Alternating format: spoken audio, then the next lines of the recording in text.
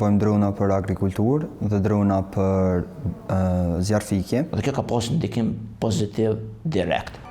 Lobbyboy është platformë për menaxhimin e hoteleve dhe janë 4 produkte në një. Është pjesa Channel Manager, kemi lidhje direkte me kanalet online Booking, Airbnb, Expedia, që i bjen një hotel, për zona i ka 30 dhoma, tash në qoftë se vjen një rezervim prej bookingut, i shfaqet në kalendar dhe në njëjtën kohë mbyllet çaja dhomë për ato data në këtë kanale tjera që është e lidhur. Foton është një startup i fokusuar në fushën e dronave. Ne kryesisht bëjmë drona për agrikulturë dhe drona për zjarfikje. Potencialisht në të ardhmen synojmë me bë drona për ushtri, drona kamikaz dhe drona luftarak.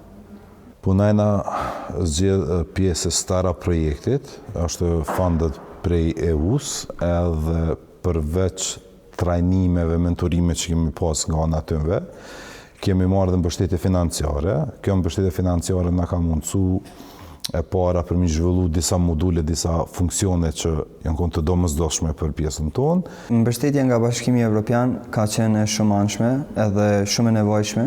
Së pari na kanë ndihmuar me ble senzorin multispektral, e cila pajisje është shumë e shtrenjtë për një startup që sapo ka fillu.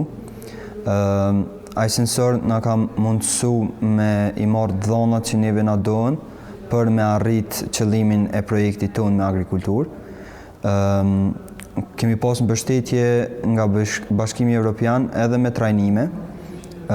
Trajnime të cilat na kanë ndihmu me e pas si janë kriteret e Bashkimit Evropian për projekte të tilla. Duhet të theksojmë që Kosova vazhdimisht ka qenë e përkushtuar në adaptimin e praktikave të mira ndërkombëtare, veçanërisht ato që vijnë nga Bashkimi Evropian. Pra, fakti që e theksova marrëveshjen stabilizim asociimit, aty kanë qenë një varg kriterësh që duhet të plotësohen në kuptimin e legjislacionit dhe politikave relevante në mënyrë që të fillojmë negociatat. Dhe kjo ka ndikuar që Kosova të përgatitet duke respektuar rregullat ndërkombëtare, ligjet ndërkombëtare. Dhe kjo ka pasur ndikim pozitiv direkt. Ajo që është e rëndësishme, nëse krahasojmë vitin 2014 në themelimin e KS-së me vitin 2026 ose 25, 24 vitet e fundit, Kosova ka ndjekur edhe me tej praktikat e mira ndërkombëtare. Duke qenë se